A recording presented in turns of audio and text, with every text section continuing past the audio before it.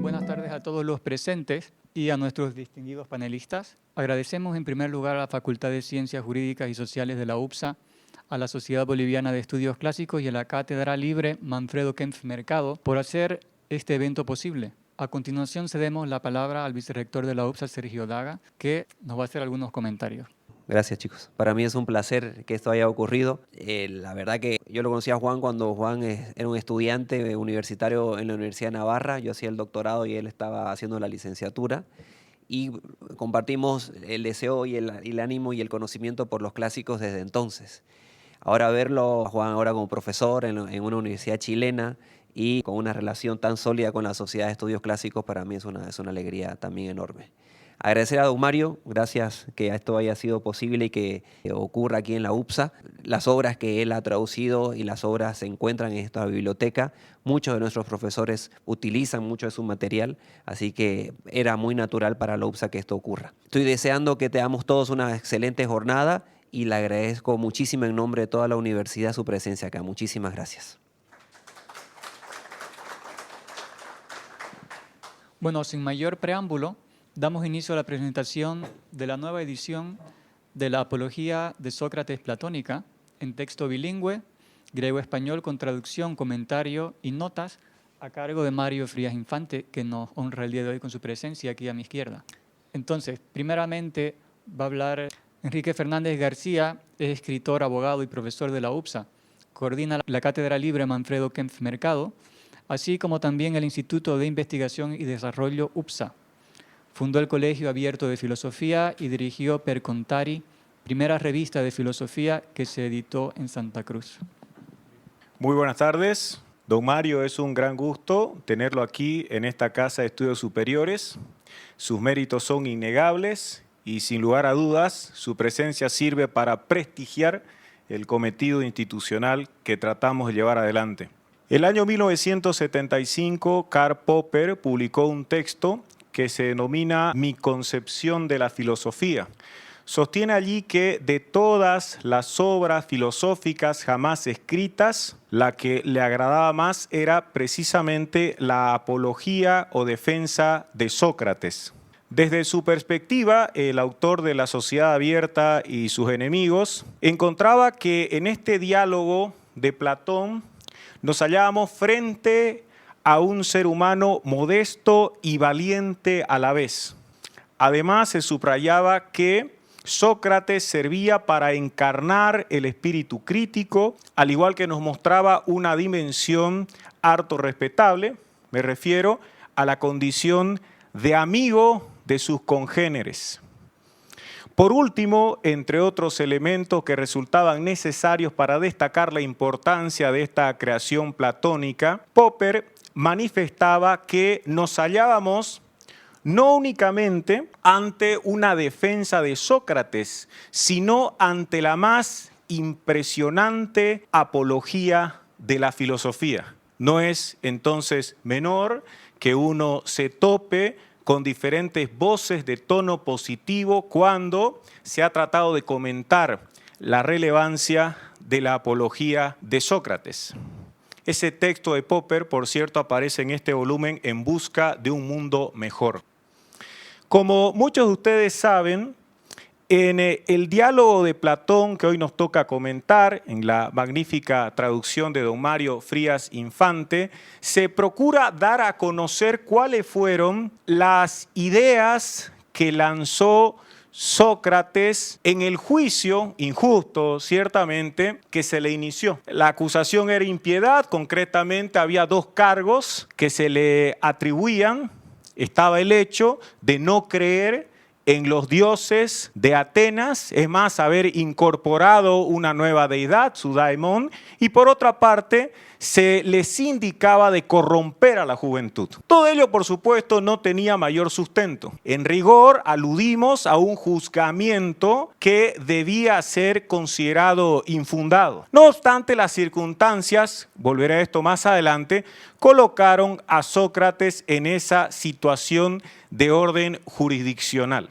Cualquier persona en su situación podría experimentar un gran temor porque resulta que una posible sanción era la condena letal. Si se lo encontraba culpable, lo que correspondía era privarlo de la vida. Sócrates, sin embargo, y vuelvo a uno de los elogios popperianos, era un hombre valiente. Y a pesar de que corría el riesgo de que su existencia encontrara fin por orden judicial, no se decantó por adoptar una posición cómoda.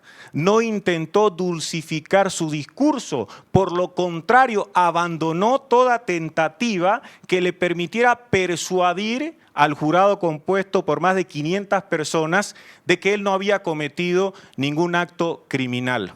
En lugar de seguir ese camino casi de súplica, habló con absoluta libertad. No debe sorprendernos entonces que luego de haber escuchado sus interpelaciones y críticas profundas, incluso de carácter cultural, ese jurado haya fallado en contra suya. Y así se lo declaró culpable, con una diferencia de 60 votos en contra de Sócrates. Una vez que esto se consuma, me refiero al hecho de que se lo encuentra culpable, se tenía la oportunidad procesal de volver a tomar la palabra desde el punto de vista del acusado. Esto quiere decir que después de haber concluido el jurado de que él era responsable, el responsable podía apelar una vez más, hacer uso de esa palabra y tal vez rogar para que la sanción no sea tan rigurosa. Eso era lo que uno esperaba en tales circunstancias. Sin embargo, no fue lo que sucedió. En este libro, Morir por las ideas de Costica Bradatan, él plantea de que cuando Sócrates se percata de que no había logrado persuadir a ese tribunal compuesto básicamente por ciudadanos atenienses, que seguramente en algún momento lo habrían escuchado, cuando se da cuenta de que la situación era adversa, se siente frustrado, porque significa que lo que había hecho a lo largo de su vida pública no resultó fructífero. Se da cuenta de que había fracasado en ese cometido de aportar al mejoramiento de la ciudadanía. Entonces, en lugar de utilizar la oportunidad del segundo discurso en síntesis para pedir clemencia, fue mucho más audaz y abandonó todo tipo de moderación. A tal punto de que el procesado en estas experiencias judiciales tenía la oportunidad de solicitar una pena más leve. Y lo que pidió Sócrates fue básicamente que le permitieran vivir de forma gratuita. O sea, quería que los atenienses, casi como en retribución a lo que había hecho, le permitieran satisfacer todas las necesidades que él tuviese. Vivir a costa de ellos, claramente una provocación. Si lo están encontrando culpable, lo que menos podría hacer alguien es solicitar que le paguen por todas las necesidades ulteriores. Y sin embargo fue lo que planteó Sócrates. ¿Quieren ustedes una alternativa? Yo quiero vivir a costa de ustedes. Esa es la alternativa. Lo que buscaba, en resumen, era, otra vez apelando a la interpretación de Bradatan, ya que había fracasado en la exposición de argumentos teóricos, quería ofrecer su propio cuerpo como argumento. El gran argumento, la enorme, por supuesto, enseñanza que podía brindar a los atenienses era con su propia vida. Como ustedes, ciudadanos atenienses, no lograron entender mis ideas, quizá mi muerte, en suma, servirá con el objetivo de advertir ese lineamiento que no era el más adecuado desde su punto de vista. Buscó, por tanto, la muerte. En la primera parte, en su primer discurso, intenta persuadirlo. Es cierto que no desde el punto de vista técnico-jurídico. No se van a topar ustedes acá con grandes argumentos de abogado. Sí, estábamos en un juicio, pero a él no le interesaba la dilucidación de aquellos aspectos, no procuraba el rebatimiento, la refutación de las acusaciones. Pretendía que con recordar lo que había hecho en vida, esta labor pedagógico-ciudadana, bastaría para que se advirtiera lo injusto de cada una de esas sindicaciones. Sin embargo, eso, como ya indiqué, no fue suficiente y se terminó imponiendo una sanción que en este caso le costó la vida. Sócrates no se decantó por tratar de obtener una postura en su favor basándose en el engaño.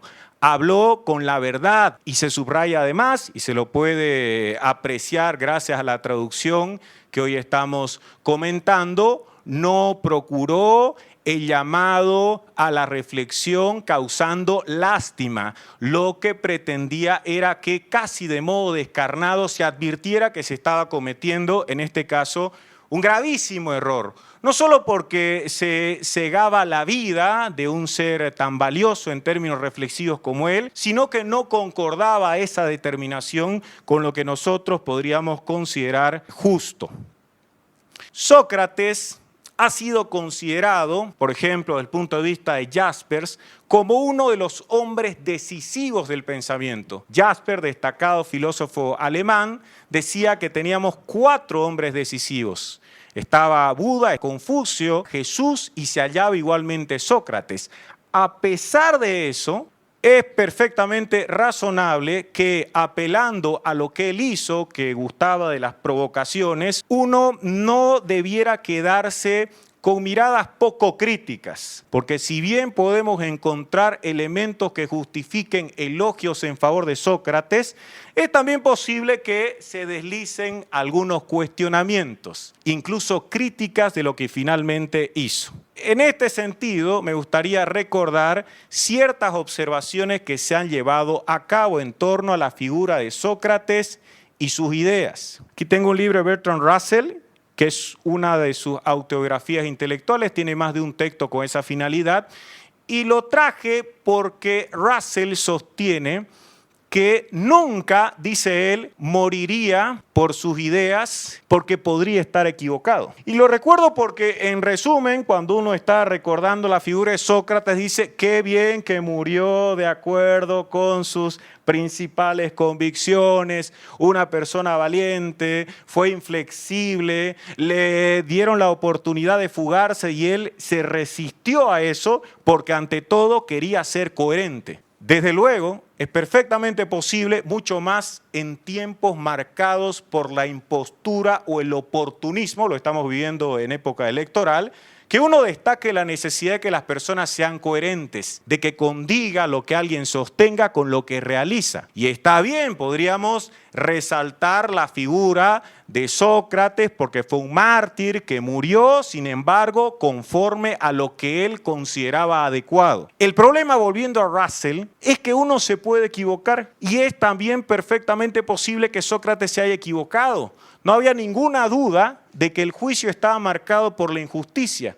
No existía ningún tipo de vacilación acerca de que se lo pretendía condenar con otros propósitos, no para restablecer un orden civilizado, ni mucho menos en resumen, sino con el objetivo de alcanzar otras finalidades que interesaba a la gente con circunstancial poder. Así que está bien, tenemos a la figura de Sócrates que es juzgado de manera irregular, que lo condenan por crímenes que nunca perpetró, pero convengamos en que podía haberse equivocado.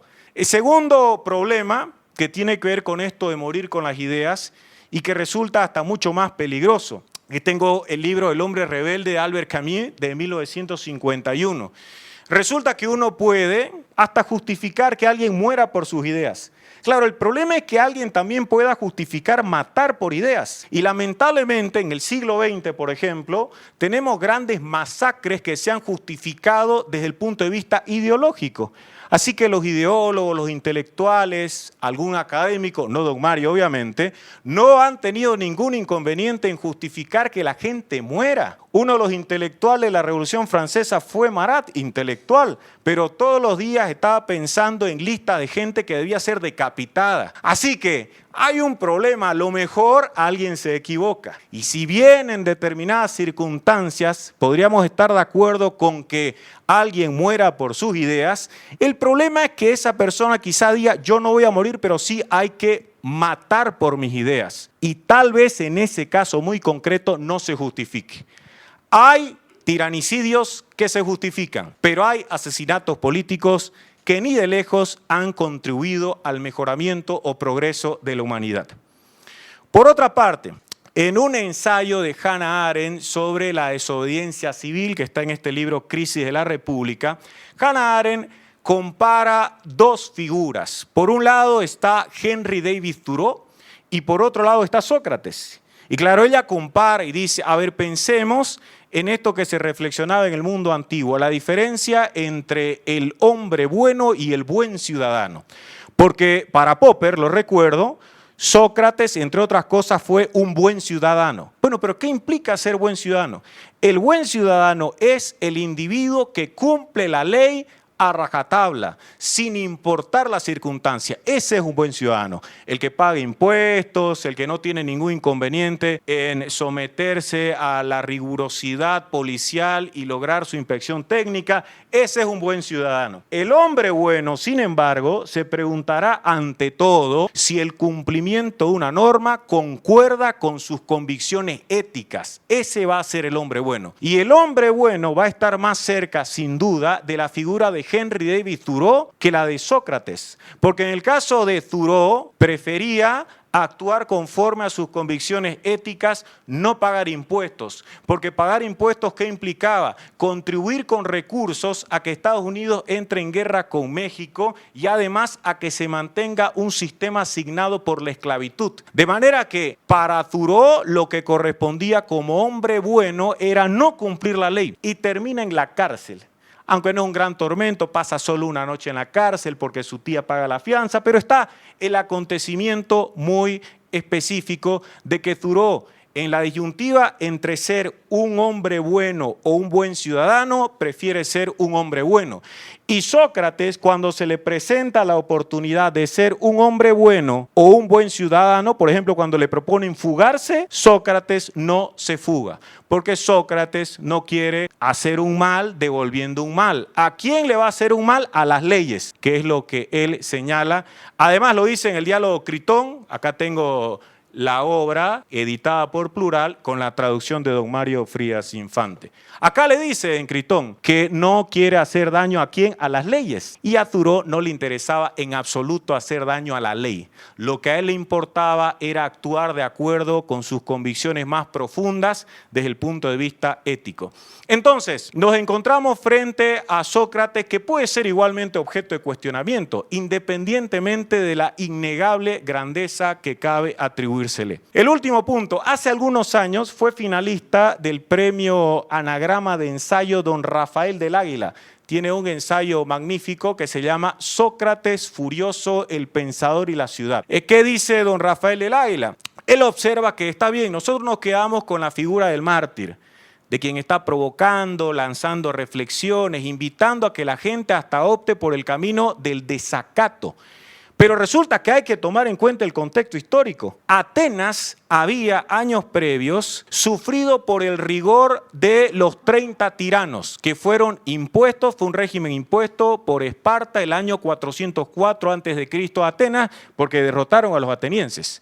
Había recuperado hace poco el régimen democrático, Atenas. Y resulta que en ese contexto, cuando estaban tratando de encontrar estabilidad las autoridades, aparece un tipo como Sócrates que está inseminando la semilla de la duda, del cuestionamiento, de la crítica, y obviamente a las autoridades no les interesaba contar con un agente del desorden, si quieren verlo así.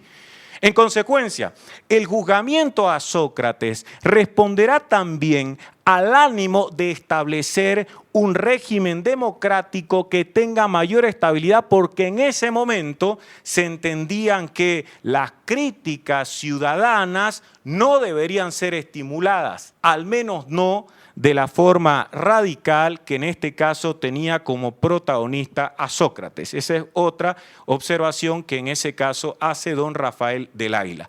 A pesar de aquello, naturalmente, no se puede sino subrayar las enormes y variadas cualidades que tiene este libro desde el punto de vista literario. Claramente uno goza cuando lee a Platón y en este caso con la traducción del señor Mario Frías Infante está garantizada esa complacencia. Y queda claro que sigue siendo una invitación perpetua a que la gente pueda aproximarse a páginas reflexivas que hoy nos siguen invitando a descubrir descubrir la necesidad de cómo una vida reflexiva bien vale la pena de ser vivida. Muchas gracias.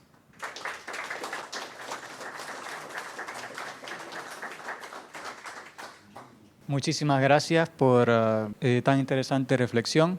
Continuamos ahora con Juan Ignacio Riveros, que es doctor en Filosofía por la Universidad de Navarra y máster en Filología Antigua por el Polis Institute en Jerusalén. Actualmente trabaja como profesor del Centro de Estudios Generales de la Universidad de los Andes, donde imparte cursos de antropología filosófica, ética y grandes libros. Su investigación está centrada en la filosofía política de Platón y en su recepción posterior, sobre todo en el Renacimiento. Le cedemos la palabra. No, muchas gracias. Yo, como no tengo la inventiva de Enrique ni su carisma cruceño, voy a leer mi intervención. Así que pido perdón por esto y espero no aburrirlos demasiado. Aristóteles decía que hay dos grupos de personas a las que nunca terminamos de agradecer lo suficiente: a nuestros padres y a nuestros maestros. Para mí es un honor muy grande estar hoy aquí presentando este libro, entre otras cosas porque me permite comenzar a saldar una deuda contraída hace ya algunos años con el autor de esta traducción, quizá incluso sin que él mismo lo sepa. No he tenido la fortuna de compartir demasiado tiempo con don Mario, pero puedo afirmar sin exagerar que ha sido para mí un verdadero maestro. Le debo mucho a una conversación que mantuvimos allá por el año 2016, una charla que me animó definitivamente a dedicarme a la academia y en particular a los estudios clásicos. Desde entonces he leído varias de sus traducciones: el Critón, la Odisea, la Didaje y por supuesto la Apología. Por eso, aun cuando no nos conocemos tan bien, don Mario ha sido para mí un maestro en el sentido más pleno del término. Y me atrevo a decir que lo ha sido también para todos aquellos que nos hemos beneficiado de su enorme labor de traducción del griego y del latín, así como del ejemplo que nos ha dado con su trabajo incansable como profesor y académico.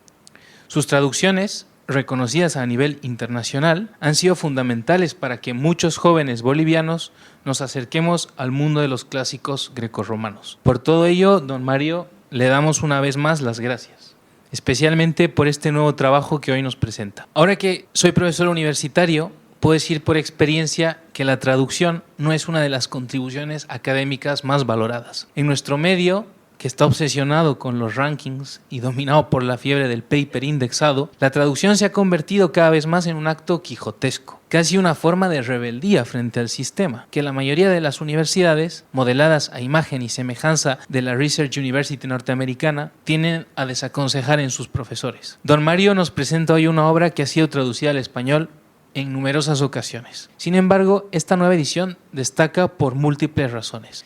Desde un punto de vista estrictamente técnico, la inclusión de varios manuscritos medievales españoles, hasta ahora ausentes del aparato crítico, bastaría por sí sola para justificar una nueva traducción de la Apología. Esta aportación añade valor a la obra no solo para el lector hispanohablante, sino también para cualquier estudioso de Platón.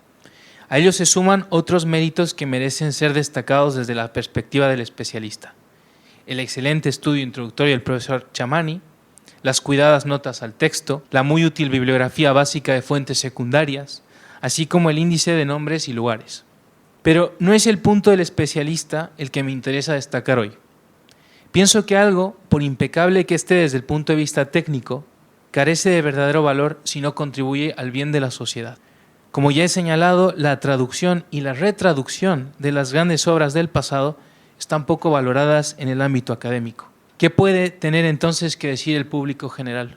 Si la Apología ya ha sido traducida a nuestra lengua, ¿por qué seguir traduciéndola? ¿Tiene realmente sentido este ejercicio, que además exige un esfuerzo enorme por parte del traductor? ¿No estarían mejor empleadas las energías del traductor en otra tarea? En esta breve intervención quisiera defender precisamente esta labor a la que don Mario ha dedicado gran parte de su vida y de sus esfuerzos.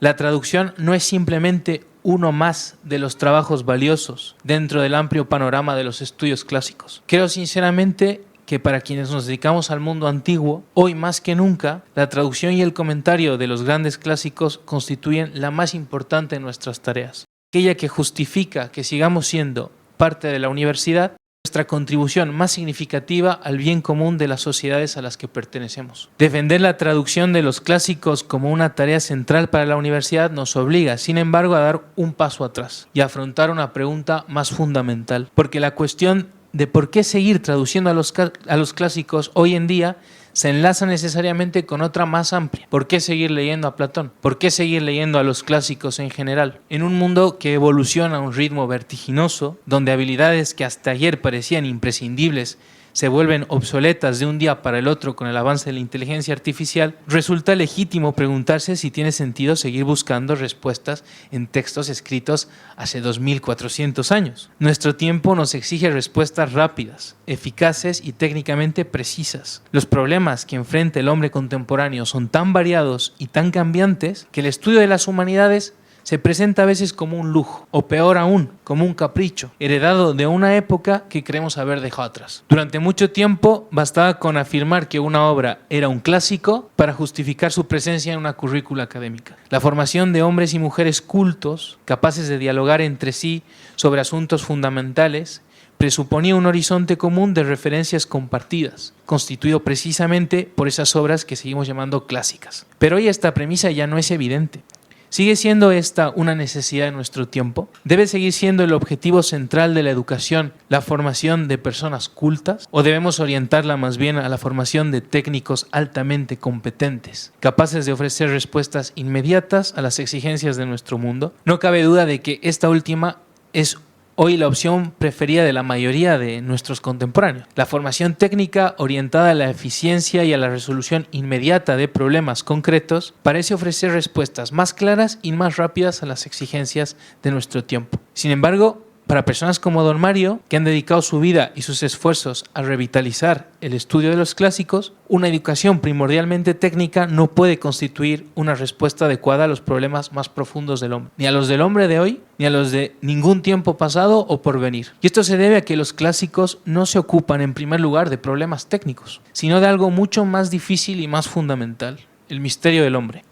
Un clásico podría definirse, en este sentido, como aquella obra que resiste de manera ejemplar al paso del tiempo, que sigue resultando fresca y actual, incluso cuando sobre ella pesan miles de años, desde el momento en que fue concebida. Lo clásico no pasa de moda porque no se limita a responder a las urgencias de una época determinada, sino que nos habla de aspectos esenciales de lo que significa ser humano. Más allá de las modas y de los impresionantes avances tecnológicos, el hombre sigue siendo hombre. Persisten las mismas preguntas fundamentales. ¿Qué significa vivir bien? ¿Qué es la justicia? ¿Qué valor tiene la verdad? ¿Qué lugar ocupa el sufrimiento, la muerte o la responsabilidad en nuestras vidas? Para pensar esta dimensión resulta especialmente iluminadora una distinción propuesta por Gabriel Marcel. La diferencia entre el problema y el misterio. El problema es aquello que exige una solución definitiva, un punto final, una respuesta técnica que permita seguir adelante. El misterio, en cambio, es una forma de pregunta en la que siempre estamos implicados y en la que siempre cabe profundizar, pero que nunca se deja clausurar por completo. Los clásicos se sitúan precisamente en este ámbito del misterio. No nos ofrecen soluciones rápidas ni recetas aplicables de inmediato, pero nos ayudan a habitar mejor las preguntas que constituyen nuestra condición humana. Y es esta dimensión, la de formar personas capaces de enfrentarse a los grandes misterios de la existencia, la que una concepción puramente técnica de la educación tiende a perder de vista. Pero incluso si todo esto es así, si los clásicos nos permiten adentrarnos en el misterio del hombre y si su lectura sigue siendo una tarea esencial de la educación, la pregunta que nos planteamos al inicio no ha sido todavía respondida. ¿Por qué seguir traduciéndolos? ¿Por qué no contactarlos con las traducciones que ya existen? ¿Qué sentido tiene volver una y otra vez sobre textos que en apariencia ya han sido desentrañados del todo? Una primera respuesta tiene que ver con el propio acto de traducir. Traducir un texto clásico es en sí mismo un ejercicio de pausa, de atención y de demora. Es un gesto que se sitúa deliberadamente a contracorriente de la lógica dominante de la producción académica, cada vez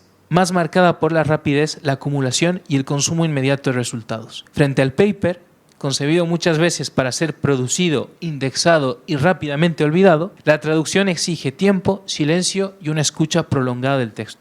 Traducir es, en este sentido, una forma privilegiada de encuentro con el misterio del que hablábamos antes. El traductor no busca clausurar el sentido ni ofrecer una solución definitiva, sino hacer justicia a una palabra que se resiste, que nunca se deja poseer del todo. La retraducción, lejos de ser un ejercicio redundante, es una afirmación de que estos textos no se agotan, de que siempre reclaman una nueva escucha desde un nuevo horizonte histórico. Pero hay también una segunda razón, quizá más visible para el público general. La retraducción tiene la capacidad de presentar como nuevo aquello que en sentido estricto es antiguo. Vuelve a colocar en los anaqueles de las librerías obras escritas hace miles de años y las ofrece una vez más como novedades.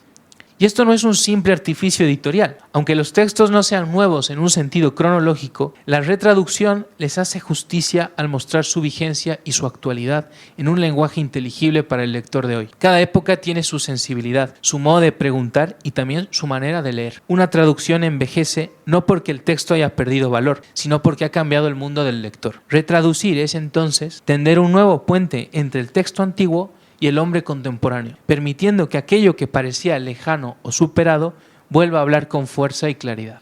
Desde esta doble perspectiva, la traducción como acto de resistencia intelectual y la retraducción como actualización legítima de lo clásico, el trabajo de don Mario adquiere todo su sentido. No se trata simplemente de una nueva versión de la apología, sino de un gesto profundamente educativo y cultural. Una invitación a detenernos, a escuchar de nuevo y a redescubrir, como si fuera por primera vez, una obra que sigue teniendo algo esencial que decirnos. Quiero concluir evocando una imagen que aparece en la Apología de Sócrates, en la traducción que hoy presentamos y que debemos a don Mario.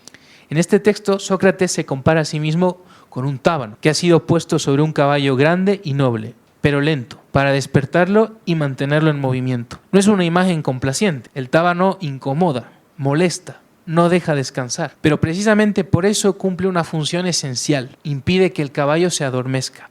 Creo que esta imagen resume de manera ejemplar lo que hemos venido diciendo hoy. Los clásicos, cuando son leídos y traducidos con seriedad, no nos tranquilizan y nos ofrecen respuestas rápidas. Nos inquietan, nos obligan a detenernos y a examinarnos. Y la traducción, y muy especialmente la retraducción, es uno de los modos privilegiados en que ese tábano vuelve a hacerse presente en cada época. En este sentido, me atrevo a decir que don Mario ha desempeñado para nuestra academia y nuestra sociedad un papel análogo al de Sócrates en la suya.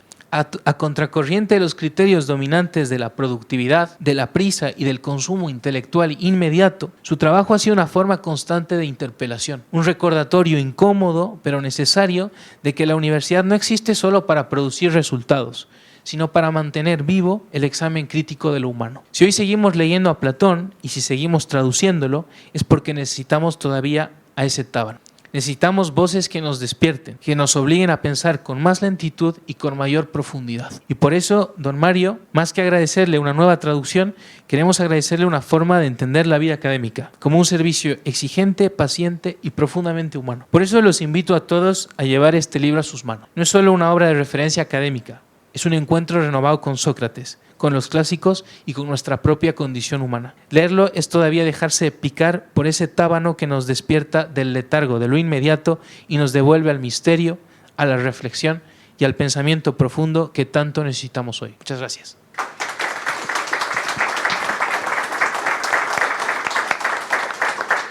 Muchas gracias, Juan. Por último, don Mario Frías Infante es el helenista más destacado de Bolivia, a la vez que ejemplo de intelectual discreto y de profunda vocación docente. A lo largo de más de 6 décadas se dedicó con entrega a la enseñanza y a la difusión del conocimiento de la lengua y de la literatura griegas, así como el estudio de la lengua castellana. Su producción inicial estuvo orientada a responder a las necesidades pedagógicas de sus estudiantes con obras fundamentales como la Gramática Castellana Estructural en 2 volúmenes y Carpeta de Ortografía, entre otras.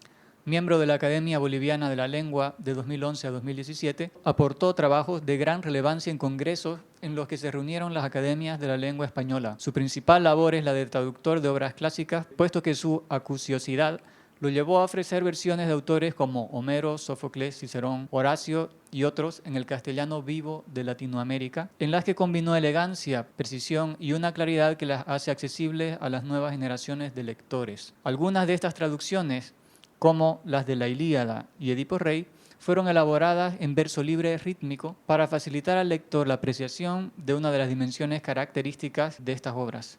También supo transmitir su oficio formando traductores y colaborando en proyectos colectivos. La obra que hoy se presenta se distingue por el trabajo filológico con manuscritos medievales de la Apología de Sócrates. Cedemos la palabra a don Mario. Buenas tardes. En primer lugar, muchas gracias a la universidad por habernos acogido. Muchas gracias a las personas que han hecho los comentarios. Me han grabado mucho y agradezco todo este comportamiento. Quiero referirme un poco, tal vez respondiendo a una inquietud que suele presentarse en los lectores de un libro, lo que podríamos llamar la historia del libro. Todo libro tiene su historia. Y el caso de esta apología también tiene su historia. Brevemente es esta. Andrés Eichmann, el doctor Andrés Eichmann, en una oportunidad hace muchos años, hace más de 40 años, me dio una llamada telefónica y me dijo que en la Universidad de Navarra había un proyecto que estaba ya en curso sobre la edición de obras clásicas de corto alcance, relativamente pequeñas, con un estudio, ediciones bilingües, y que él sugería que yo me presentara a eso. Don Andrés tiene una capacidad muy grande de convencimiento. No le costó mucho convencerme y bueno, cedí nomás. Me pareció al comienzo que no era tan problemático porque ya tenía ya una traducción de la apología, que la había hecho ya años anteriores, y esa traducción estaba hecha al castellano de América, a nuestro castellano. Como era para la Universidad de Navarra, claro, había que retraducir eso al español peninsular. No fue tan difícil hacer eso. Terminado eso, como Andrés me puso en contacto con el doctor Torres, que estaba encargado de este proyecto, y con otros lingüistas muy destacados de España. Entonces, yo pedí que me indicaran qué otras condiciones había para esta publicación. Y el doctor Torres fue muy práctico. En vez de darme una lista de condiciones, me mandó el libro que él acababa de hacer, que era una traducción de en este momento no me acuerdo, una de las obras de los socráticos. Bueno, ya me voy a acordar en un momento, les voy a decir. Y viendo este trabajo ya empecé a asustarme porque realmente, además de la traducción que tenía el texto griego con aparato crítico, tenía un estudio, etcétera, en fin, que la cosa ya se complicaba bastante. Siempre el doctor Eichmann, atento a lo que estaba haciendo y me ayudaba mucho, entonces ya me sugirió la posibilidad de encontrar a alguien que, por ejemplo, me hiciera la introducción, porque yo no tenía los elementos necesarios para emprender ese trabajo por la dificultad, pues, para tener biografía, que en nuestro medio no existe. En esa época no es como ahora, que mediante el Internet se puede acceder a obras, en fin, de toda naturaleza que uno necesite. Entonces había un problema ahí. Las personas que él me indicó, por un motivo o por otro, no podían hacerlo. Entonces, a eso llegó de Alemania un exalumno mío, había aprendido griego conmigo, después sacó su doctorado en filosofía, acababa de llegar, y yo le planteé el asunto de que hiciera la introducción.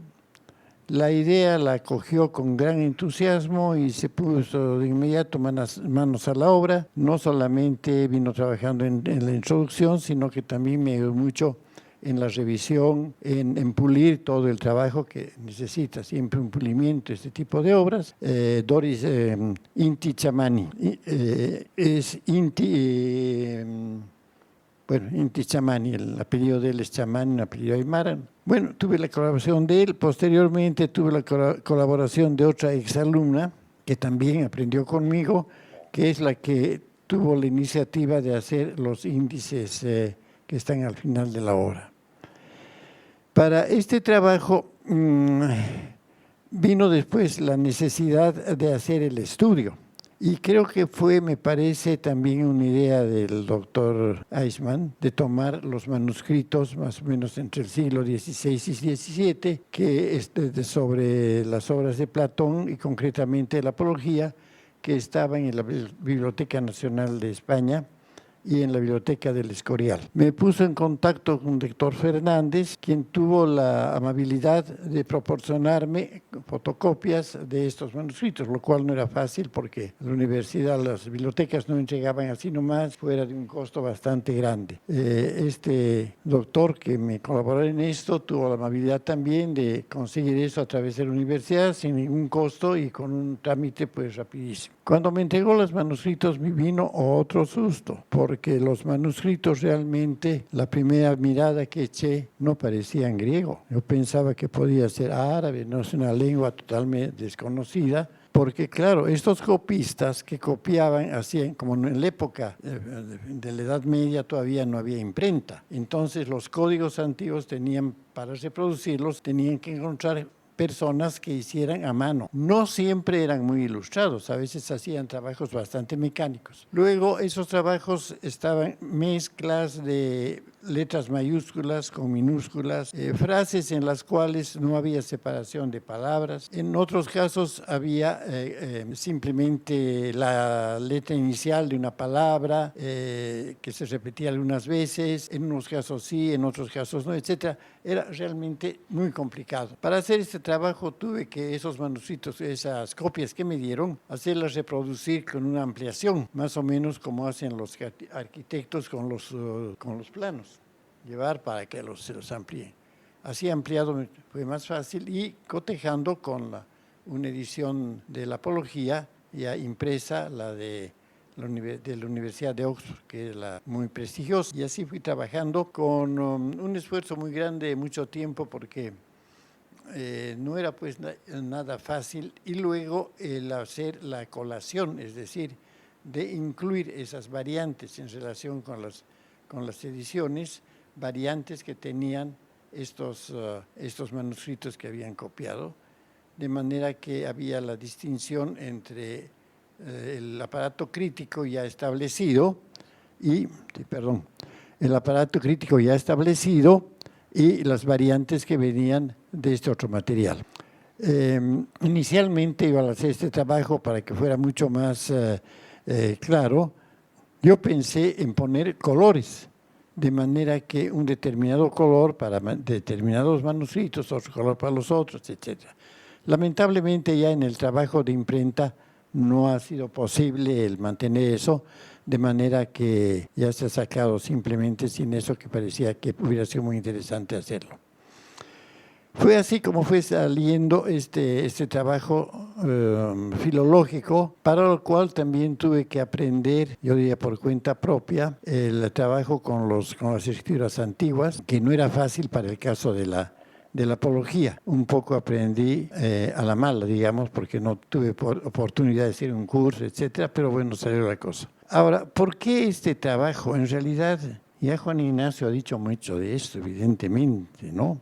Al final, una obra clásica es una obra que tiene mucho que decir, pero nunca acaba de decir eso que tiene que decir. Eso justifica que la obra clásica es de una existencia permanente en todo lugar y en todo tiempo. Cualquier relectura de una obra clásica siempre ha de dar una serie de nuevos descubrimientos que son de gran importancia.